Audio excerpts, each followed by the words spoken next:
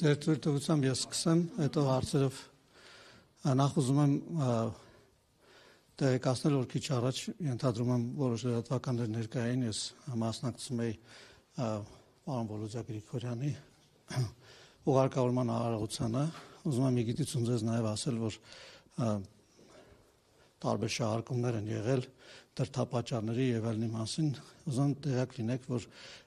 նա իմ համագյուղացիներ, իմ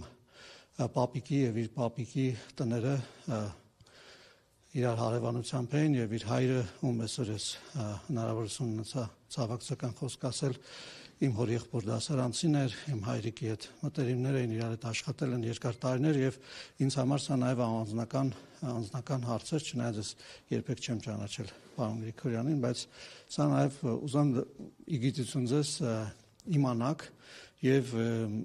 քանի որ բազմաթիվ հարցեր են հնչել, ուզում եմ միանգամից ասել, որ այն բոլոր գնահատականների եւ քաղաքական աստառներ տալու փորձերը ես կարծում եմ, որ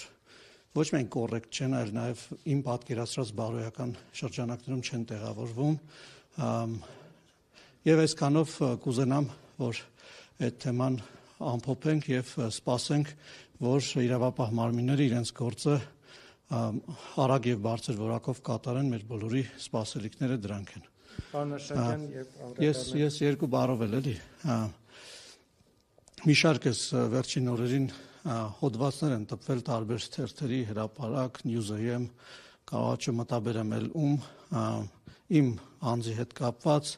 տարբեր բամբասանքներ եւ ստեր են տարածվել կապված նրա հետ իբր ես իմ ընկերների մասին ինչ-որ բաներ եմ խոսում գործընկերների, վարչապետի Ալեն Սիմոնյանի, Վահագն Ալեքսանյանի այլոց ուզում եմ որ News.am-ն էլ ուրիշ շարքում կա ուզում եմ որ ասացի որ մի քանի լրատվականներ ձեր հոդվածը դուք կմեջբերեք ես էլ գնահատականը կտամ ես էլ ձեզ ասում եմ ձեր հոդվածը կոնկրետ ձեր հոդվածը դուք կմեջբերեք ես էլ ձեր գնահատականը կտամ ձեր գրածի ուզում եմ որ մենք զերծ մնանք նման հերիրանքներից այնտեղ նաև գնահատականներ կային իբր թե կանայք են փորձում ազգային ժողովի փոխխոսնակ դառնալ ես ուզում եմ մի փոքրիկ պատմություն ձեզ պատմել սրա հետ կապված ուզում եմ նախ ասել որ իմ ազգային ժողովի փոխխոսնակ դառնալու հարցը քաղաքական որոշման արդյունք է եւ քվեարկությամբ է ընտրվել երկու մակարդակում առաջինը կուսակցության վարչության մակարդակում, երկրորդը խմբակցության մակարդակում եւ խմբակցության մակարդակում քվեարկության արդյունքները դուք գիտեք, մյուսինն էլ արդեն գիտեք, քանի որ ինձ հնարավորություն է տրվել փոխոսնակի դիրքում ծառայել իմ պետությանը, ուզում եմ ես ձեզ ուղիղ ասել, որ ես մի քանի անգամ վարչության նիստին առաջարկել եմ, որ երկրորդ փոխոսնակը լինի կին տեխնացուն, նույնիսկ ինձ առաջադրելուց հետո եմ նույն առաջարկով հանդես եկել եւ մշտապես կողմնակից եմ եղել, որ կանայք տարբեր տեղեր ներգրավված լինեն իմ ելույթներից դուք կարող եք տեսնել տարբեր տեղերում իմ քաղաքական եւ հասարակական գործունեության մեջ դուք դա կարող եք նկատել ավելին ասեմ դա ինձ համար ոչ միայն քաղաքական կամ հասարակական գործունեության հարց է, այլ նաև ընտանեկան եւ անձնական հարց է եւ ես իմ ընտանիքում անձնական կյանքում նույնպես առաջնորդվում եմ դրանով համոզված լինելով որ մեր հասարակությունում կա իրական խնդրեմ եւ այդ իրական խնդրեմը այն է որ մենք իրավունքների հավասարության խնդիր ունենք բոլոր տեղերում եւ մեր պատկերացումների մեջ, մտածումների մեջ եւ ես մշտապես հիմա էլ հետագայում էլ փորձել եմ այնպես անել, որ որևէ խտրականության խնդիր չլինի մեր հասարակության մեջ, բոլորը իրենց դերում, իրենց տեղերում, բայց նաեւ հաշվի առնելով իրողությունները, որոնք առկա են մեր հասարակության։ Հիմա դուք 30,000 դրամի պատճառով եք մասնակցել ԿՊ։ Հիմա Դուք 30,000 դրամի պատճառով չեք մասնակցել ԿՊ համագումարին։ Նախ ուզում եմ տեղեկացնել, որ ընդհանրապես կանոնները համագումարին մասնակցության տարբեր այլ կանոններ սահմանվում են քաղաքացիական պայմանագրի համապատասխան որոշումներով եւ այդ որոշումները բոլորի համար են։ Ես իմացել եմ, որ նման որոշումներ կան կայացված, ես իմացել եմ իմ պարտավորությունների մասին, մշտապես ես իմ պարտավորությունները կատարել եմ եւ այն ինչի մասին որ դուք խոսում եք, դրա բարձրաբանումները տրվել են, ավելորդ անգամ ես չեմ ուզենա դուք գիտեք, որ ես Չինաստան այցելության եմ եղել այդ ժամանակներում եւ չեմ ուզենա, որ մենք տեխնիկական դետալների մեջ մտնենք, ընդհանրապես կուզենամ ասել, որ որևէ քաղաքական խնդիր ես այդպես չեմ տեսնում, զուտ տեխնիկական խնդիրներ են, որոնց մասով գնահատական էլի եմ ասում։ Տրվել է եւ ես եւ նորից եմ ասում։ Փաշինյանը թույլ չտվեց մասնակցի, եթե դա ընդհանրապես տեխնիկական դետալներ էր։ Ճիշտ ասած, իմ մոտ տպավորություն կա, որ հարցը տալիս եք, եթե չեք լսում։ Ես դե բավականին պարոն Ֆարաջյանի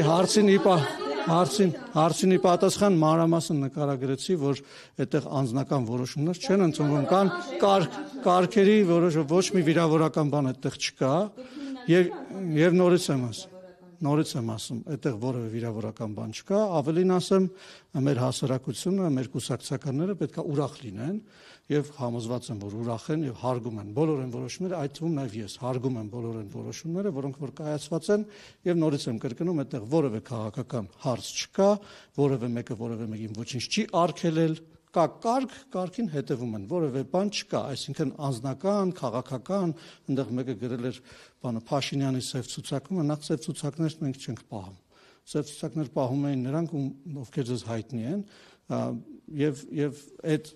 տիպի խոսակցությունների մեջ իհարկե ես չէի ցանկանա մտնել, ուղղակի այնքան աղում կա բարձրացել, որ հարկ համարեցի սրա մասին խոսել։ Հիմա նեղվածություն չկա, թիմի բացարձակ շրջան, ինչ նեղվածություն պետք է լինի։ Մեր ընդունած որոշումներն են, բոլորս հետևում ենք։ Ես խնդիր չեմ տեսնում որևէ։ Համեցեք։ Չինաստանում է, բայց հիմա գումար փոխանցումը կարելի է նաև առանց երկրորդ Հարգելի գործընկերներ, ես նայեք, ասում եմ, խնդիրը որն է, հարգելի գործընկերներ։ Խնդիրը նրանում է, որ մենք կուսակցությունների ֆինանսավորման մասին օրենքները այնքան ենք փոխել եւ բարձրացրել եւ լավ ենք արել։ Թափանցիկությունը այնքան ենք բարձրացրել, իդենտիֆիկացիայի մեթոդներ ենք մտցրել, որ ամեն մեկը փոխանցում կատարելի շատ հստակ հնարավոր լինի են տեղորոշել, ով է, որտեղից է եկամուտը ստացել, ինչպես է փոխանցել, դա նվիրատվություն է, անդամավճար է եւ այլն։ Այսինքն մենք մեծ հաշվով այդ գործընթացը բարդացրել ենք եւ նորից ասում, ճիշտ ենք արել։ Հիմա ես չեմ ուզում տեխնիկական դետալների մեջ մտնել, եթե դուք ուզում եք ասեք, որ ես մեղավոր եմ, որ իմ փոխանցածը տեղ չի հասել, ես կընդունեմ այդ մեղքը, բայց ասենք իմաստունի մենք դրա մեջ խորանանք։ Ձեզ հետաքրքրում դա քաղաքական վերաբերմունք չի ենթադրում, հարգելիներս։ Փաշինյանը որ չի թույլատրել մասնակցեք, արդյոք սա վերաբերմունք չէ ձեր հանդեպ։ Նորից եմ կրկնում, Փաշինյանը չի թույլատրողը։ Այսինքն ես երրորդ անգամ եմ այս հարցին պատասխանում։ Դուք լսում եք իմ պատասխանը։ Երկու անգամ դուք եք ինձ հարցը տվել, մի անգամ փայլակն է տվել։ Ոնց չեմ պատասխանում, ասում եմ, ոչ ոքի չի արգելում կամ թույլ տալիս։ Կա կարգ, հասկանում եք։ Կարգի մեջ լինում է պատվիրակների ցանկ, ոչ չեմ եկել, իմ անունը պատվիրակության ցանկում։ Հարգելիներս չի եղել ախր այդ ոչ հարյուրավոր ուրիշ կուսակցականներ։ Լավ, հարգելիներս, եկեք դռներ չի փակվել, Ժորժ ջան, կա պատվիրակների ցանկ։ Ես չեմ գնացել, որովհետև իմ անունը պատվիրակների ցանկում չի եղել, ախր պատասխանեցի այդ հարցը։ Ուրիշ հարց կա արգելում։ Անդրադառնալով պարոն Գրիգորյանի սպանության դեպքին, քննադատություններ կան, ասում են տեղեր ունեցել մի քանի ամիս առաջ եւս սպանություն, բայց իշխանությունները համապատասխան քայլեր չէին ձեռնարկել, որպեսզի կանխեին այդ հերթական դեպքը։ Դուք արդյոք տեսնում եք թերացում, թե ոչ։ Ես նախ ուզում եմ հարցի կոնտեքստը հասկանանք, էլի դուք փորձում եք մի բանը մյուսի հետ կապել, ես համոզված չեմ, որ դրանք կապված են, հասկանում եք, եւ սա արդեն ինձ հասցեագրված հարց չի, ես ուզում եմ ոչ թե դեպքերը կապ ունեն, այլ մեզ 100,000-ավոր մարդիկ են հիմա նայելու, էլի։ Ես ուզում եմ ասել, որ մեր ակնկալիքը այն է, որ ցանկացած հանցագործություն, մանավանդ այս տիպի հանցագործություն, շատ արագ բացահայտվի եւ պատժվի։ Այսինքն մեր ակնկալիքը միշտ էլ դա է եղել, հիմա էլ է մնում դա եւ բոլոր հանձնարարականները դրա մասին են, բայց ինձ թույլ տվեք չմտնեմ։ Իհարկե պետք է լինի կանխարգելումը, բայց եկեք ես չմտնեմ իրավական հարցերի մեջ, որտեղ կարող է գործի քննությանը, նախաքննությանը, աշխատանքին վնաս տամ, խնդրում եմ այդ հարցին impeachment-ի թեմայով խորհրդարանական լսումներ են ՔՊ-ում կա մտադրություն միանալու գործընթացին։ Շատ հետաքրքիր հարց եք տալիս։ Խորհրդակցություն եք անում, կասկածներ առաջացան։ Խորհրդակցություն չենք անում, ազգային ժողովի խորհրդի նիստ էինք անում արտահերթ եւ ես կարծում եմ, որ դա անլուրջ օրակարգ է, նման քաղաքական օրակարգ չկա, եթե դուրս գաք փողոցում մարդկանց հարցնեք, ինձ թվում է բոլորի համար ակնհայտ կլինի։ Դե հարցրեք նրանց, ովքեր հայտնվածրել են այդ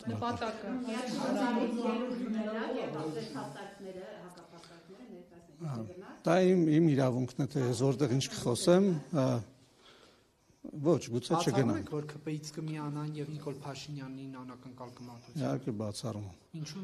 Որտեղ նորից եմ կրկնում, որովհետեւ քաղաքական օրակարգ չկա վարչապետի դեմ իմպիչմենտի ինչ-որ process սկսելու եւ դա արհեստական ինչ-որ չգիտեմ։ Զբաղմունքա գտել է, զբաղվում եմ։ Խորհրդանական ընտրություններ դեռևս հնարավոր են, հնարավոր համատեղ ընտրություն։ Ոչ, հնարավոր չեմ համարում։ Չէ, օրենսդրությամբ չգիտեմ, բայց մենք քաղաքական որոշում ենք ընդունել եւ դրա մասին հայտնել ենք հանրությանը, որ չենք պատրաստվում խորհրդանական արտահերթ ընտրությունների գնալու, պատրաստվում ենք հերթական ընտրություններ գնալու։ Պարոն Արշակյան, հա, որոշում է հանրությունը, նորից եմ ասում, եթե քաղաքական օրակարգ փողոցում չկա, այսինքն մարդկանց կամքը չի արտահայտում այն օրակարգը ինչ որ բերվել է, դա իմ համար անլուրջ օրակարգ է։ Ես առանց վիրավորանքի եմ էլի ասում, հանկարծ չմտածեք, ես մարդկանց ինչ որ պիտակավորումներ եմ, ես օրակարգի մասին եմ խոսում։ Լուրջ օրակարգը դա այն է, ինչ որ թելադրված է քաղաքական լայն շրջանակների կողմից, այսինքն հասարակության կողմից։ Իմ կարծիքով մեր հասարակության մեջ նման հարց չի քննարկվում։ Կարող է ինչ որ շրջանակներում քննարկվում է փոքրիկ, ոնց որ տեսնում ենք մի 100 հոգի, օրինակ ազգային ժողովում որոշել են դա քննարկեն, բայց լայն շրջանակներում ես լինելով մարդով, որ միշտ շփվում է քաղաքացիների հետ, ամենտեղ սուպերմարկետում, փողոցում, ամենտեղ գյուղերում, այցելելիս, մարզեր գնալիս։ Ոչ, ինչ կանգնացնում եւ հայո, ասում են, որ խաղաղության օրակարգը ճիշտ օրակարգ է, պետք է հետեւել դրան։ Հիմա այս վերնագիր կդառնա, չէ՞, երևի։ Ամենտեղ Հուսամ ձեզ էլ ենք աննստում ասում։ Ինձ թվում է, որ ցանկացած մեկին, որ ճանաչում են եւ լայն հանրության հետ հաղորդակցող փոխությունն եղավ, բայց մեր կյանքում բան չփոխվեց, բան այդպես։ Ինձ երբևէ նման բան չեն ասել։ Տարբեր քննարկումներ են լինում, բայց կոնկրետ այն ինչ որ դուք եք ասում, ինձ թվում է բոլորին ակնհայտ է թե ինչա փոխվել։ Վերադառնալով քաղաքացիական պայմանագրի կուսակցության համաժողովին եւ դրա ժամանակ ընդունված վիճակագրին, պարոն Արշակյան, հուսամ տեղյակ եք, որ վիճակագրով ազդարարվում է 4-րդ հանրապետության հռչակումը որպես առաջիկա ռազմավարական անելիք։ Պարոն Արշակյան, ձեր դիտարկումները այս առնչությամբ, արդյոք այդ գաղափարի քննարկմանը դուք մասնակցել եք եւ դրա իրավաքաղաքական գործարկումը ինչպես է դիտարկել։ Ես նախ ուզում եմ ասել, որ դրա քաղաքական քննարկումները ազգային ժողովից են մեկնարկել, վարչապետի համապատասխան հայտարարություններով, նոր սահմանադրության վերաբերյալ գնահատականներով, ամբողջ խնդիրը նրանում է, որ մեր հասարակությունը սահմանադրության համար ըստ էության ընտրության վստահելի process չի եղել։ Եվ մեզ անհրաժեշտ է, որպեսզի լայն հասարակությունը մասնակցի սահմանադրության հանրաքվեին եւ իր քվեն տա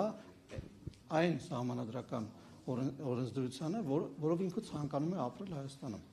Այսինքն ինքը իրեն սեփականը համարի Հայաստանի Հանրապետությունը իր օրենսդրական հիմքով։ Սա է, որի մասին եթե կարճ լինենք, ազդարարվում է համաժողովի ընթացքում եւ սրա մասին խոսվել է ազգային ժողովում եւ ես կարծում եմ, որ այս մասով նույնպես ընկալում կա, բայց նաեւ ուզում եմ ձեզ նաեւ հանրության հետ կոմունիկացիա պահող լրատվամիջոցներին խնդրել եւ որպեսզի սա դառնա իսկապես հանրության քննարկման առարկա մինչեւ սահմանադրության վերաբերյալ ընտրությունները, որտեղ սա մեր բոլորի հարցն է, մենք բոլորս պիտի գնանք եւ մեր խոսքը ասենք նոր սահմանադրությանը եւ դրանով սեփականաշնորհենք եւս մեկ անգամ մեր պետությունը եւ ազդարարենք 4-րդ հանրապետությունը։ Իսկ ինչով է 4-րդ հանրապետությունը տարբերվելու էականորեն տեսանելի մակարդակում 3-րդ հանրապետությունից։ Գիտեք, եթե մենք օրինակ իրար հետ շփվում ենք, մենք ապրում ենք նույն երկրում, նույն պետության մեջ, մենք պետք է ունենանք այն հիմքը, որը թույլ է տալիս իրար հետ հաղորդակցվելու։ Այդ հիմքը սահմանադրությունն է։ Կանոնները, հասարակական կարգը, ամեն ինչ, այսինքն մենք իրար քաղաքացիությունը, մենք իրար հետ պետք է այդ պայմանագիրը ունենանք։ Եթե օրինակ այդ պայմանագրի վերաբերյալ ընտրությունների վերաբերյալ հարցեր կան, այսինքն բարձր չէ, որ ասենք վստահելի չի այդ ընտրության արդյունքները, եթե հարցեր կան նաև մեր հարաբերությունների մեջ։ Եվ եթե մենք բոլորս ուզում ենք իրար հետ հարաբերվենք Հայաստանի Հանրապետության օրենսդրության շրջանակներում, դա իրականում ըստ էության մեծ քայլ է, եւ հենց այդ քայլն է, որ բնորոշվում է որպես 4-րդ հանրապետություն։ Եթե նույնիսկ դիտարկենք օրինակ, որ սահմանադրությունը ընտրակեղծիքներով է ընդունվել եւ այլն, անգամ այդ կոնտեքստում դիտարկելով ներկայիս սահմանադրության մեջ ինչն է խանգարում քաղաքացիներին իրար հետ հարաբերվելու, որ դրա համար կարիք կա հիմնելու 4-րդ հանրապետությունը։ Դες նորից եմ ասում, դա ավելի ինչ որ ես նկարագրում եմ, դրա նաև խորքային հասարակական, փիլիսոփայական շերտերն են պետք հաշվի առնել։ Դուք եք ձեր բերանով ասում, եթե նույնիսկ կեղծված է։ Եթե նույնիսկ կեղծված է, մարդը չի ընտրել։ Դե եթե այսինքն որ գնաք հարցնեք մարդկանց, պարզվի որ փաստ է։ Բայց ինձ ընդհատում եք, բայց այո, կարող ենք իշներ հարցնել։ Ես արդեն հարցրել եմ։ Գիտեք երբ 2018 թվականի հեղափոխության Ձեր անունն ինձ կասեք, պարոն Հակոբյան, ես արդեն հարցրել եմ եւ ես հստակ գիտեմ։ 2018 թվականի հեղափոխության ժամանակ մարդիկ գնացել են իրենց գնահատականը տվել են փողոցում եւ ընտրությունների դե 7 տարի անցել է, սահմանադրություն չի փոխվել։ Դա է խնդիրը։ Այսինքն ամեն ինչ փոխվել է մեր երկրում, բացի այն սահմանադրությունից, որը ըստ էության չի համարվում դրա տրված ժողովրդի քվեն չի համարվում վստահելի։ Մեծ խնդիր է սա։ 18 թվականի հեղափոխությունը իշխանության դեմ էր, չէ՞ ոչ թե սահմանադրության։ 7 տարի իրականում հայտարարություններ եղել են, դուք գիտեք մենք ինչերի մեջով ենք անցել մեր պետությունը, եւ գիտեք որ նաեւ եթե չեմ սխալվում 19 թվականին կամ 18 թվականին դրա մասին հայտարարություն եղել է նույն երկրի վարչապետի կողմից եւ այդ խնդիրը ձևակերպվել է։ Թե ինչի մինչեւ հիմա մենք այդ խնդիրը չենք հասցեագրել, դրա պատճառը այն ամբողջ խնդիրներն են, որի միջով մենք անցել ենք։ Այսինքն բազմաթիվ էլի կան խնդիրներ, որոնք չենք հասցեագրել, բայց դա խնդիրների ամենագլխավորն է իմ կարծիքով։ Պարոն Արշակյան, վերադառնալով հռչակագրի տեքստին, թույլ տվեք մի հարցել։ Այդ տեքստում նշված է նաև, որ գալիք խորհրդարանական ընտրությունների ժամանակ քաղաքացիական պայմանագիրը ակնկալվում է սահմանադրական մեծամասնություն ձևավորել խորհրդարանում։ Խնդրում եմ ասել, ձեր շփումները հանրության տարբեր շերտերի հետ, եթե ամփոփեք այս պահի դրությամբ ձեր կուսակցության հանրային վստահության ցուցիչը որքան գնահատեք, քանի տոկոս մոտավորապես։ Ես իհարկե կդժվարանամ որևէ տոկոս ասել, բայց կարող եմ ասել, որ խաղաղության օրակարգը եւ այն քաղաքական օրակարգը, որը քաղաքացիական պայմանագիրը տանում է առաջ, լայն վստահություն ունի մեր հանրության շրջանում։ Այսքանով բավարարենք։ Շնորհակալություն։ Ձեզ շնորհակալություն, որ չմերժեցիք եւ այստեղ եկաք ուղղակի աղմուկից խուսափելու համար որոշեցինք ստերանենք, հանկարծ չմտածեք էլի, ես խորշում եմ եւ չեմ գալիս ձեր մոտ։ Ամեն ուզում եմ իմ սենյակը մեկ-մեկ գալիս եք, ուզում եք հարցազրույց վերցնեք, միշտ հարմար չի լինում, ներսից տեսնեք, որ այստեղ որևէ տենց տարօրինակ բան չկա։